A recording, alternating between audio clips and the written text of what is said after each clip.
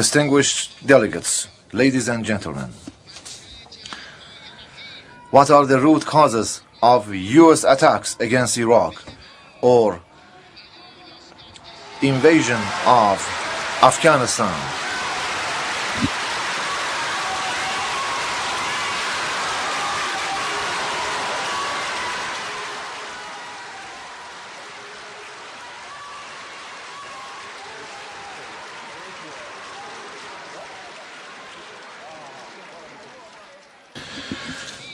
What are the root causes of U.S. attacks against Iraq or invasion of Afghanistan?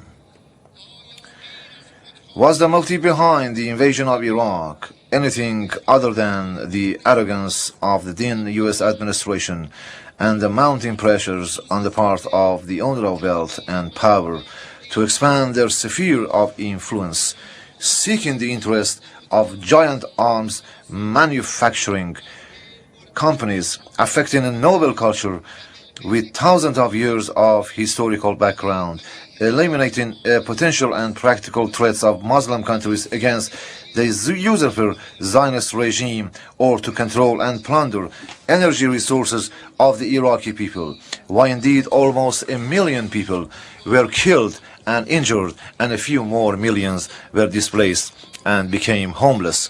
Why indeed the Iraqi people have suffered enormous losses amounting to hundreds of billions of dollars, and why was hundreds of billions of dollars imposed on the American people and its allies as a result of these military actions?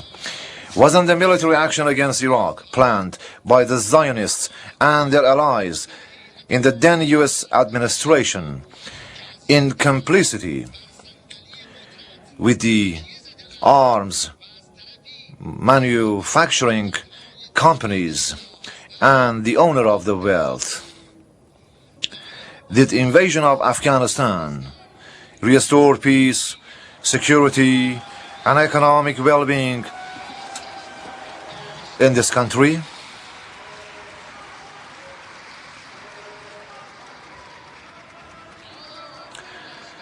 The United States. Did the invasion of Afghanistan restore peace, security, and economic well-being in this country? The United States and its allies not only have failed to contain the production of drugs in Afghanistan, but also the illicit cultivation of narcotics multiplied in the course of their presence. The basic question is that what was the responsibility and job of the then U.S. administration and its allies? Did they represent countries of the world? Have they been mandated by them? Have they been authorized on behalf of the people of the world to interfere in all parts of the globe, and of course mostly in our region? Aren't these measures a clear example of egocentrism, racism, discrimination, or infringement upon the dignity and independence of nations? Ladies and gentlemen, who are responsible for the current global economic crisis? Where did the crisis start from? From Africa? From Asia?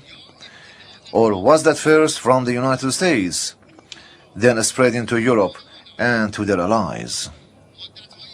For a long time, they imposed inequitable economic regulations by their political power on the international economy.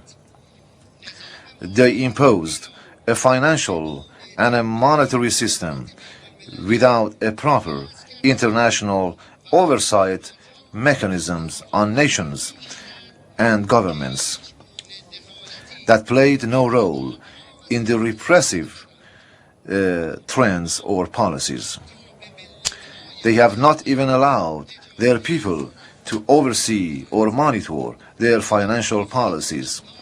They introduce all laws and regulations in defiance to all moral values only to protect the interests of the owners of wealth and powers.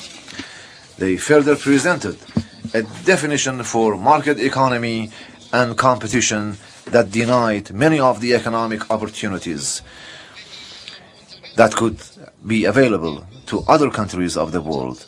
They even transferred their problems to others, whilst the wave of crisis lashed back, plaguing their economies with thousands of billions of dollars in budget deficit. And today, they are injecting hundreds of billions of cash from the pockets of their own people into the failing banks, companies, and financial institutions, making the situation more and more complicated for their economy and their people. They are simply thinking about maintaining power and wealth. They couldn't care any less about the people of the world and even about their own people. Mr. President, ladies and gentlemen, racism is rooted in the lack of knowledge concerning the truth of human existence as the selected creature of God. It is also the product of his deviation from the true path of human life and the obligations of mankind in the world of creation, failing to consciously worship God, not being able to think about the philosophy of life or the path to perfection that are the main ingredients of divine and humanitarian values, have restricted the horizon of human outlook, making transient and limited interest a yardstick for his actions.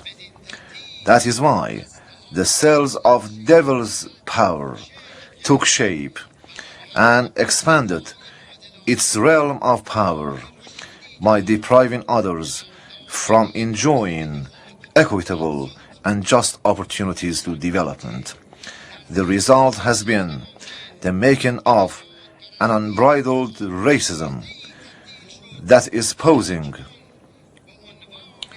the most serious threat against the international peace and has hindered the way for building peaceful coexistence in the entire world. Undoubtedly, racism is the symbol of ignorance, which has deep roots in history, and it is indeed a sign of frustration in the development of human society. It is therefore crucially important to trace the manifestations of racism in situations or in societies where ignorance or lack of knowledge prevails in the societies. This increasing general awareness and understanding towards the philosophy of human existence is the principal struggle against such manifestations, which is the key to understand the truth that humankind centers on the creation of the universe, and the key is a return to spiritual and moral values, and finally, the inclination to worship God, the Almighty. The international community must initiate collective moves to raise awareness in the afflicted societies where ignorance of racism still prevails, so as to bring to a halt the spread of these malicious manifestations.